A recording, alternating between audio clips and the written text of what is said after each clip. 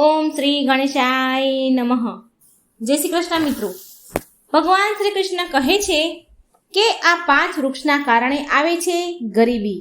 તરત જ જો ઘરના આંગણે કે આસપાસ હોય તો ઉખાડીને ફેંકી દેજો. આ સરસ મજાનો વિડીયો છે, કથા છે. એક સરસ મજાની કથા ભગવાન શ્રી કૃષ્ણ એના સખાને સંભળાવે છે અને આ કથાના માધ્યમથી આપણને ખબર પડશે કે કયા વૃક્ષ આપણા ઘરમાં શુભ છે અને કયા અશુભ છે. એક સમયની વાત છે. ભગવાન શ્રી કૃષ્ણના મિત્ર એમને મળવા માટે દ્વારિકા નગરી પધાર્યા. ભગવાન શ્રી કૃષ્ણ તેમના મિત્રનું સ્વાગત કરે છે અને એમના આવવાનું કારણ પૂછ્યું તો ભગવાન શ્રી કૃષ્ણના સખા કહે છે કે હે કેશવ, તમે તો સર્વજ્ઞ છો, તમે તો બધું જ જાણો છો. તો આજે હું એ જાણવાના ઉદ્દેશથી આવ્યો છું કે મનુષ્યને કયા કયા વૃક્ષો રોપવા જોઈએ, કયા કયા વૃક્ષો ભવનની સામે લગાવવા જોઈએ, કયા વૃક્ષોનું રોપણ કરવાથી દરિદ્રતા દૂર થાય છે તથા શત્રુ, રોગ, ભય, ભૂત, પિશાચ વગેરે સંકટોથી બચવા માટે કયા વૃક્ષો ભવનની સીમામાં લગાવવા જોઈએ, એટલે કે ઘરના આંગણામાં લગાવવા જોઈએ. તો ભગવાન શ્રી કૃષ્ણ હસીને કહે છે કે હે સખા, તમે આજે સમસ્ત માનવ જાતિના કલ્યાણ માટે અત્યંત મહત્વપૂર્ણ પ્રશ્ન કર્યો છે. આ સંસારમાં વૃક્ષોનું બહુ મોટું યોગદાન છે. વૃક્ષ સદા માટે પૂજનીય છે, પરંતુ આજે તે તમે ઉચિત પ્રશ્ન કર્યો છે. ભવનની સીમામાં વૃક્ષ લગાવવા એ બહુ શુભ ફળ પ્રદાન કરનાર છે. વૃક્ષ, ફૂલ, છોડ ઘરની સુંદરતાને તો વધારે જ છે, પણ સાથે વાતાવરણને પણ શુદ્ધ રાખે છે. વૃક્ષોથી સકારાત્મક ઉર્જાનો સંચાર થાય છે, જે મનુષ્યના જીવન માટે અત્યંત આવશ્યક હોય છે. વૃક્ષ નકારાત્મકતાને ઓછી કરીને વાતાવરણને વધારે સકારાત્મકતા બનાવે છે. ઘર સામે શુભ વૃક્ષ, ફૂલ, છોડ લગાવવાથી સુખ સમૃદ્ધિ આવે છે.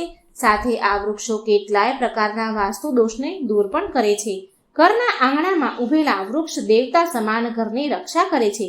હે મિત્ર, ભવન પાસે કેવા છોડ લગાવવા જોઈએ, કેવા ઝાડ લગાવવા જોઈએ અને કેવા ન લગાવવા જોઈએ, આ વિશે બતાવ્યા પહેલા હું તમને એક પ્રાચીન કથા સંભળાવું છું, જેનાથી તમને સમજાઈ જશે કે વૃક્ષો તથા ફૂલ, છોડ, ઝાડ લગાવવાનું ઘરના આંગણામાં કેટલું બધું શુભ છે અને કયા છોડ ભવનની સામે આંગણામાં લગાવવાથી દુઃખ અને દરિદ્રતા આવે છે. જે પણ આ કથાને સાંભળશે એના સેંકડો પાપ નાશ થઈ જશે અને દરિદ્રતા નાશ પામશે. ભગવાન શ્રી કૃષ્ણના મિત્ર બોલ્યા કે હે કેશવ, હે દેવકી નંદન, આ કથાને હું જરૂર ધ્યાનથી પૂરી સાંભળીશ અને આ કથાનો પ્રચાર પણ હું માનવ કલ્યાણ માટે જરૂર કરીશ. કૃપા કરી મને આ કથા સંભળાવો. ભગવાન શ્રી કૃષ્ણ બોલે છે, હે સખા, એક સમયની વાત છે. એક અત્યંત સુંદર નગરી હતી. એ નગરમાં ધનેશ્વર નામનો એક વૈશ્ય જાતિનો એક બ્રાહ્મણ તેની પત્ની સુમતી સાથે રહેતો હતો. ધનેશ્વર ભગવાનનો ભક્ત હતો અને એ નિત્ય ભગવાનની પૂજા સેવા કરતો હતો. ધનેશ્વરની પત્ની પણ સુશીલ અને ગૃહ કાર્યમાં નિપુણ હતી. ઘરમાં ધન ધાન્યની કોઈ કમી નહીં. ભગવાનની કૃપાથી એની પાસે બધું જ હતું અને આમ સુખમય ઘણા બધા દિવસો વીત્યા. જે ધનેશ્વરની પત્ની સુમતી હતી તેણે એના આંગણામાં અમુક જાતના વૃક્ષો રોપ્યા હતા અને નિત્ય રોજ એ વૃક્ષોને જળ ચડાવે અને એ વૃક્ષોની ખૂબ કાળજી રાખતી હતી. પરંતુ ધનેશ્વરની પત્નીને વૃક્ષો રોપણનું જ્ઞાન ન હતું કે કેવા વૃક્ષો આંગણામાં લગાવવા જોઈએ અને કેવા નહીં. જે વૃક્ષો સારા લાગે એ વૃક્ષોનું રોપણ એણે કર્યું એના ઘરની સીમામાં. જે વૃક્ષ અશુભ હોય છે એ વૃક્ષો પણ એણે તેના ઘરના આંગણામાં રોપી દીધા અને એ વૃક્ષને રોપ્યા તેણે ઘરના આંગણામાં. તો એ કારણથી એ વૈશ્ય ધનેશ્વરને વેપારમાં ઘણું બધું નુકસાન થવા લાગ્યું. ધીરે ધીરે એનો ધંધો ચોપટ થવા લાગ્યો. ઘરમાં રોજ કલેશ ઝઘડા થવા લાગ્યા. પતિ પત્નીમાં વારંવાર ઝઘડા થતા. એ બંનેના જીવનમાં અનેક કઠણાઈઓ આવી, અનેક મુશ્કેલીઓ આવી. ધનેશ્વરનો બધો જ વેપાર ડૂબી ગયો. બહુ નુકસાન થયું અને બધું ધન સંપત્તિ બધું જ ચાલ્યું ગયું. હવે ધનેશ્વર પાસે અનાજ ખરીદવાના પણ પૈસા ન રહ્યા. એ ભૂખ્યા રહેવા લાગ્યા, જેનાથી એની પત્ની વ્યાકુળ થઈને તેના પતિ પર ક્રોધે ભરાવા લાગી. કંટાળીને ગુસ્સો કરવા લાગી. એ એના પતિ ધનેશ્વરને કહેતી કે ક્યાંક કામ શોધો, ક્યાંક કામ કરવા માટે જાઓ. તો ધનેશ્વર કામ માંગવા માટે ગામમાં ભટકતા હતા.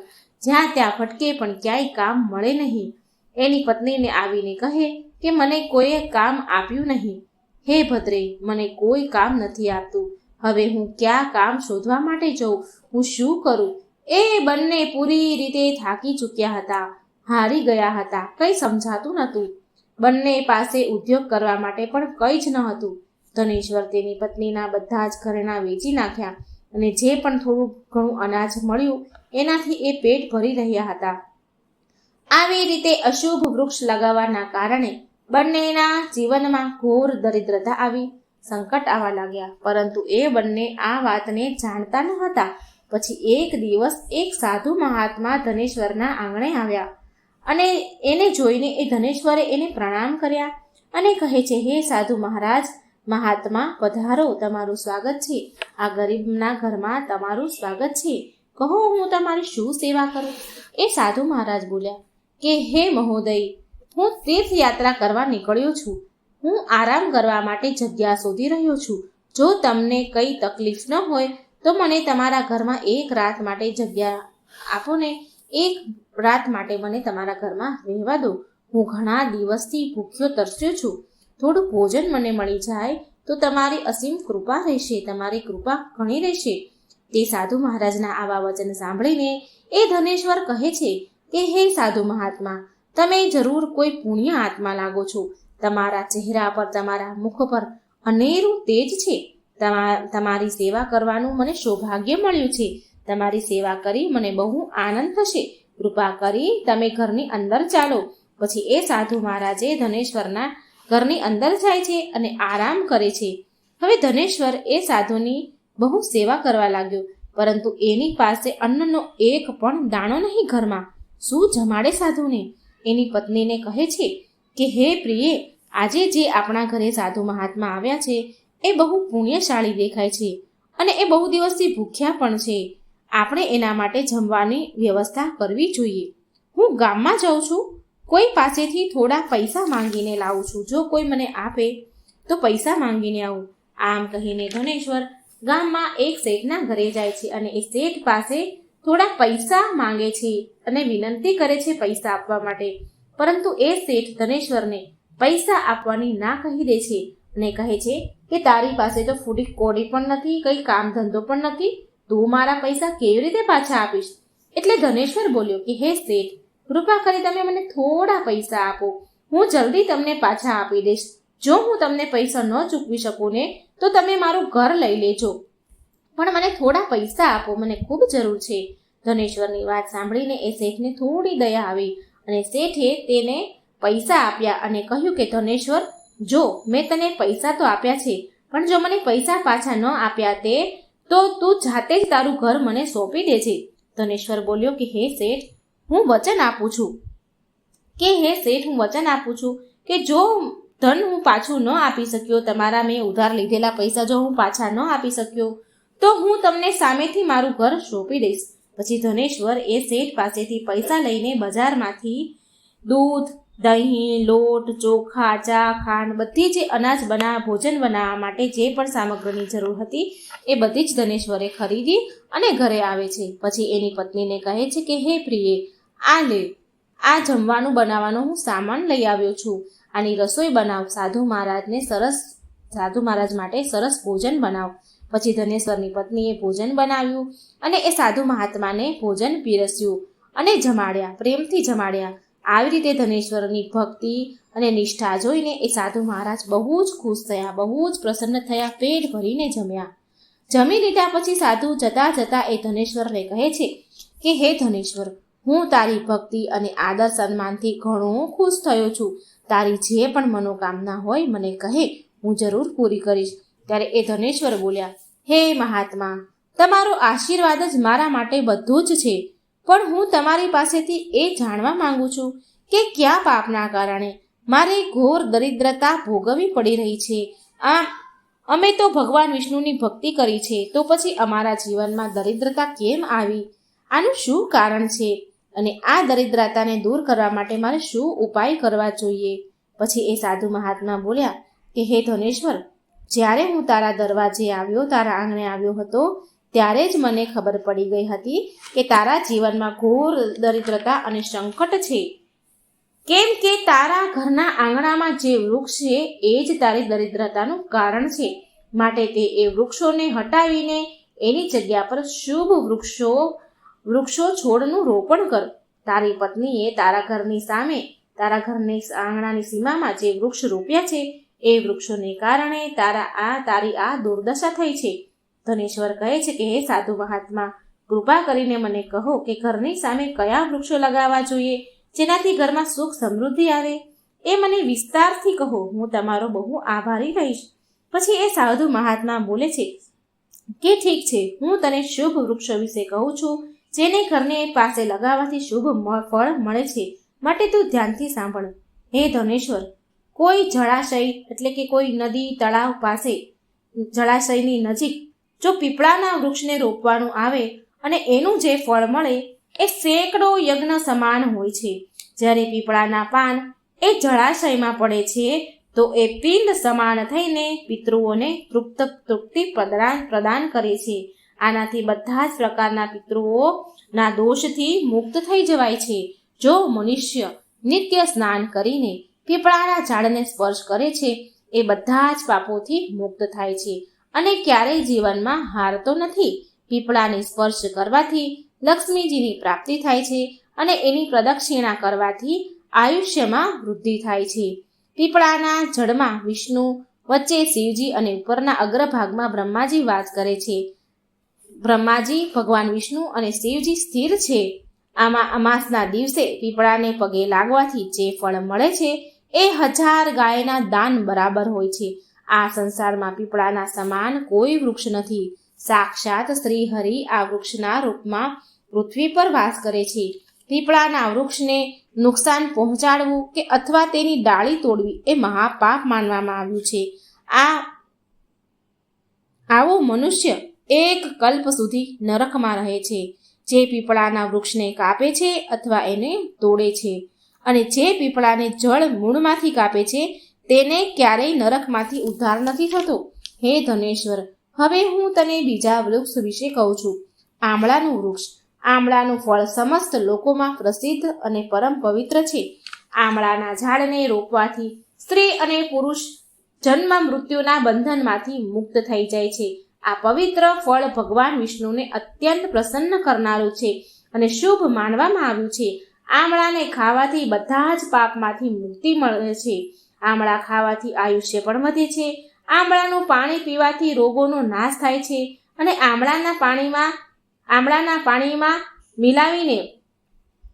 પાણીમાં મિલાવીને સ્નાન કરીએ તો દરિદ્રતા દૂર થાય છે અને બધા જ પ્રકારના ઐશ્વર્ય પ્રાપ્ત થાય છે.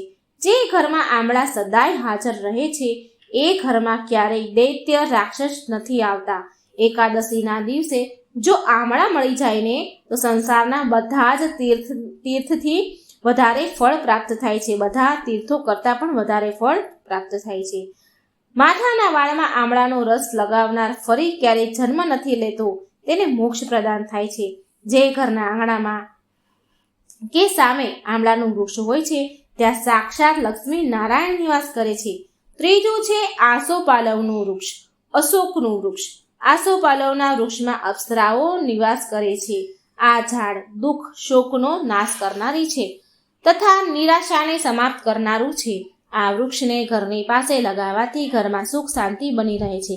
આસોપાલવનું ઝાડ શીતળતા અને સુંદરતા પ્રદાન કરનારું છે. મા લક્ષ્મીએ જ્યારે દેવી સીતાના રૂપમાં જન્મ લીધો હતો ત્યારે રાવણ દ્વારા હરણ કરાવ્યા બાદ સીતાજીનો વાસ અશોક વાટિકામાં હતો. અશોક વાટિકા એટલે આસોપાલવની વાટિકા હતી. અશોક એટલે આસોપાલવ. આસોપાલવના વૃક્ષોમાં આસોપાલવના વૃક્ષે સીતાજીની બહુ સેવા કરી હતી. માટે માં સીતાએ અશોક વૃક્ષને આસોપાલવને વરદાન આપ્યું હતું કે જે પણ સ્થાન પર આ આસોપાલવનું વૃક્ષ હશે ત્યાં એમનો સદાય નિવાસ રહેશે. એટલે મિત્રો આસોપાલવના વૃક્ષમાં માં સીતાનો વાસ છે. પાકડનું ઝાડ, જે ગુજરાતીમાં આપણે પીપરનું ઝાડ પણ કહીએ છીએ. દરેક મનુષ્યને પીપરનું ઝાડ જરૂર લગાવવું જોઈએ. આ વૃક્ષ લગાવવાથી જે ફળ મળે છે એ મહાયજ્ઞના સમાન હોય છે. કળિયુગમાં મનુષ્ય યજ્ઞ નથી કરી શકતા, નહીં કરી શકે, માટે તેમણે એક પીપળનું ઝાડ જરૂર લગાવવું જોઈએ. 5મું છે લીમડાનું ઝાડ. લીમડાનું ઝાડ લગાવવાથી સૂર્યદેવ પ્રસન્ન થાય છે. લીમડાનું ઝાડ આયુષ્ય પ્રદાન કરનારું માનવામાં આવ્યું છે. આને ઘરની પાસે લગાવવાથી ઘણા પ્રકારના રોગોથી છુટકારો મળે છે. મા લક્ષ્મીને લીમડાના પાન અત્યંત પ્રિય છે, માટે મા લક્ષ્મી લીમડાના વૃક્ષ પાસે નિવાસ કરે છે. ઘરની સામે લીમડાનું વૃક્ષ ઉગાડવાથી ધન સંપત્તિની પ્રાપ્તિ થાય છે. 6થું છે જાંબુનું વૃક્ષ. જો કોઈ વ્યક્તિ કન્યા મેળવવાની ઈચ્છા રાખે છે, મતલબ કે જેને દીકરી જોઈએ છે, એને આ જાંબુનું વૃક્ષ જરૂર લગાવવું જોઈએ. જે ઘરની સામે જાંબુનું ઝાડ હોય છે એના ઘરમાં દીકરીનો જન્મ થાય છે, જે કુળનું ગૌરવ વધારે છે. 7મું છે બીલીપત્રનું ઝાડ. બીલીના ઝાડમાં શિવજીનો વાસ છે અને ગુલાબના છોડમાં મા પાર્વતીનો વાસ છે, માટે જો બીલીપત્રની પાસે ગુલાબનો છોડ રોપવામાં આવે તો શિવ પાર્વતીનો આશીર્વાદ મળે છે. એ ઘરમાં ક્યારેય દુઃખ દરિદ્રતા નથી આવતી. એ ઘરમાં ક્યારેય અકાળ મૃત્યુ નથી થતી અને કોઈ સ્ત્રી વિધવા નથી બનતી. 8મું છે નારિયેળનું ઝાડ. નારિયેળ કોઈ પણ ધાર્મિક અનુષ્ઠાનનું જરૂરી અંગ છે. આ અત્યંત શુભ માનવામાં આવે છે. ઘરના આંગણામાં નાળિયેરનું ઝાડ હોવાથી એ ઘરમાં હંમેશા શુભતા આવે છે અને એ ઘરના સભ્યોનું સમાજમાં બહુ માન સન્માન થાય છે. સુંદર પત્નીની ઈચ્છા રાખનાર વ્યક્તિને દાડમનું ઝાડ લગાવવું જોઈએ. કેસુડાનું ઝાડ બ્રહ્મ તેજ પ્રદાન કરે છે, માટે આનું રોપણ જરૂર કરવું જોઈએ. અંકોલનું ઝાડ વંશવૃદ્ધિ અને સંતાનની પ્રાપ્તિની કામના કરનારને અંકોલનું વૃક્ષ જરૂર લાવવું જોઈએ. જો મનુષ્ય કોઈ બીમારીથી પીડાય છે તો તેને ખેરનું ઝાડ તેને જરૂર લગાવવું જોઈએ. ખેરનું ઝાડ લગાવવાથી મોટા રોગ નાશ પામે છે. આ વૃક્ષ આરોગ્ય પ્રદાન કરનારું હોય છે. કુંદ એટલે કે મોગરાનું ઝાડમાં ગંધર્વ નિવાસ કરે છે, માટે આ વૃક્ષ છોડનું રોપણ તમારા ઘર પાસે કરવાથી કાર્યોમાં સિદ્ધિ અને શુભ ફળની પ્રાપ્તિ થાય છે. ખાસ કરીને કલાના ક્ષેત્રમાં કામ કરનારા લોકોને આ મોગરાનો છોડ જરૂર લગાવવો જોઈએ. ચંદન અને કઠહલના ઝાડ પુણ્ય અને લક્ષ્મી પ્રદાન કરનાર છે. આ વૃક્ષોનું રોપણ કરવાથી દુઃખ દરિદ્રતા સમાપ્ત થાય છે. ઘરની ઉત્તર દિશામાં પામ અને કનક ચંપાનું છોડ લગાવવાથી ધનમાં વૃદ્ધિ થાય છે. કેળાનું ઝાડ પણ બહુ શુભ હોય છે અને આ ઘરમાં સુખ સમૃદ્ધિ ખુશહાલી લાવે છે. કેળાના ઝાડમાં ભગવાન વિષ્ણુનો વાસ હોય છે, માટે કેળાના ઝાડથી ધનની હાનિ નથી થતી. પારિજાતની ઉત્પત્તિ સમુદ્ર મંથનમાંથી થઈ હતી. સમુદ્રના સમયે પારિજાતનો છોડ ઝાડ નીકળ્યું હતું, જેમાં મા લક્ષ્મી પણ સમુદ્રમાંથી જ પ્રગટ થયા હતા, માટે પારિજાતના છોડનું બહુ મહત્વ છે. જો આ છોડ ઘરમાં લગાવવામાં આવે તો મા લક્ષ્મીની વિશેષ કૃપા થાય છે. હવે કેવા ઝાડ ન રોપવા જોઈએ, કેવા વૃક્ષ ન લગાવવા જોઈએ, તો મનુષ્યને ક્યારેય તાડનું ઝાડ ન લગાવવું જોઈએ. તાડનું ઝાડ સંતાનનો નાશ કરનારું છે. જ્યાં તાડનું ઝાડ હોય છે તે ઘરમાં ક્યારેય સંતાનની પ્રગતિ નથી થતી, ઉન્નતિ નથી થતી. મનુષ્યને એના ઘરની પાસે બહેડાનું ઝાડ ક્યારેય ન લગાવવું જોઈએ. આ વૃક્ષો પર પ્રેતોનો વાસ હોય છે. જે મનુષ્ય બહેડાનું ઝાડ લગાવે છે તે મનુષ્ય પ્રેત બની જાય છે. આની નીચે બેસીને ક્યારેય પૂજા પાઠ પણ ન કરવા જોઈએ. જો કોઈ મનુષ્યને શત્રુનો ભય છે, એને ડર લાગે છે શત્રુનો, તો એને કેવડાનું વૃક્ષ લગાવવું જોઈએ. કેવડાનું વૃક્ષ શત્રુઓનો નાશ કરનારું હોય છે. ઘરમાં ક્યારેય વૃક્ષ છોડ એવા ન લગાવવા જેને કાપવાથી કે તોડવાથી દૂધ નીકળતું હોય. ઘરની સામે ક્યારેય બાવળાનું ઝાડ ન લગાવવું જોઈએ. આપણે બાવળિયા જેને કહીએ છીએ એ બાવળિયા ઘરના આંગણામાં ન લગાવવા જોઈએ. આનાથી વિપત્તિ આવે છે. ઘરની સામે બોરડીનું ઝાડ પણ ન લગાવવું જોઈએ. આને લગાવવાથી નકારાત્મકતા વધે છે, ધનનો નાશ થાય છે અને સંકટ આવે છે. કોઈ પણ વ્યક્તિએ તેના ઘરની સામે પપૈયાનું ઝાડ ન લગાવવું જોઈએ. આ વૃક્ષને લગાવવાથી ધનનો નાશ થાય છે અને દરિદ્રતા આવે છે. જો પીપળાનું વૃક્ષ ઘરની પૂર્વ દિશામાં હોય છે તો ઘરમાં નિર્ધનતા આવી શકે છે. વડનું ઝાડ ઘરની પશ્ચિમ દિશામાં હોય તો ઘરમાં શોકનો કાળ ચિરકાળ સુધી રહે છે. દક્ષિણ દિશામાં તુલસીનો છોડ હોય તો સંતાનને પીડા સહન કરવી પડે છે. કોઈ પણ સુકાયેલ વૃક્ષની છાયા ઘર પર ન પડવી જોઈએ. એ મૃત સૂચક કહેવાય છે. સુકાયેલા મૃત વૃક્ષને તરત જ ઉખાડીને ફેંકી દેવા. એ સાધુ મહાત્મા ધનેશ્વરને કહે છે કે આ પ્રકારે મેં તને બધા જ શુભ અને અશુભ વૃક્ષ વિશે તને જાણકારી આપી છે, માટે તું આ શુભ વૃક્ષોનું રોપણ કર અને અશુભ વૃક્ષ તારા આંગણામાંથી કાઢી નાખ. શુભ વૃક્ષો રોપ, જેથી ભગવાનની કૃપા તને મળશે. ધનેશ્વર બોલ્યા કે હે મહાત્મા, તમે મને આજે ઉત્તમ જ્ઞાન આપ્યું છે, તમારા ખૂબ ખૂબ ધન્યવાદ. પછી મહાત્મા સાધુ ધનેશ્વરને આશીર્વાદ આપીને એ સ્થાનથી અંતર ધ્યાન થઈ ગયા. સાધુને અદ્રશ્ય થતા જોઈને ધનેશ્વર અને તેની પત્ની બહુ આશ્ચર્ય પામ્યા અને પછી એમને થોડી વાર પછી ખબર પડી કે આ તો સાક્ષાત ભગવાન વિષ્ણુ તેમના ઘરે આવ્યા હતા. પછી ધનેશ્વર સાધુ મહાત્માને કહ્યા અનુસાર તેના ઘરના આંગણામાં અનેક શુભ વૃક્ષનું રોપણ કર્યું અને તેનાથી તેને ટૂંક સમયમાં બહુ ધન લાભ થયો. તેનો ધંધો ચાલુ થયો, એમાં એને ઘણી પ્રગતિ થઈ અને તેની દરિદ્રતા દૂર થઈ જાય છે. ધનેશ્વર અને તેની પત્ની ભગવાન વિષ્ણુને ધન્યવાદ કરે છે. ભગવાન શ્રી કૃષ્ણ કહે છે કે હે સખા, આવી રીતે મેં તમને શુભ અને અશુભ બંને પ્રકારના વૃક્ષ વિશે તમને બતાવ્યું. હવે તમે પણ જઈને તમારા ઘરના ભવનમાં, તમારા ભવનની સીમામાં આ શુભ વૃક્ષોનું રોપણ કરો. તો મિત્રો, ભગવાન શ્રી કૃષ્ણએ આવી રીતે ભવનમાં એટલે કે ઘરના આંગણામાં, ઘરની સીમામાં કયા વૃક્ષ લગાવવા જોઈએ, શુભ કે અશુભ વૃક્ષ વિશે ભગવાને સરસ મજાની કથા સંભળાવી છે. આનાથી તમને ઘણી માહિતી મળી હશે. તો આ વિડીયોને લાઈક કરજો, શેર કરજો અને આ ચેનલને સબસ્ક્રાઈબ કરવાનું ભૂલશો નહીં. જય શ્રી કૃષ્ણ. રાધે રાધે. Thank you.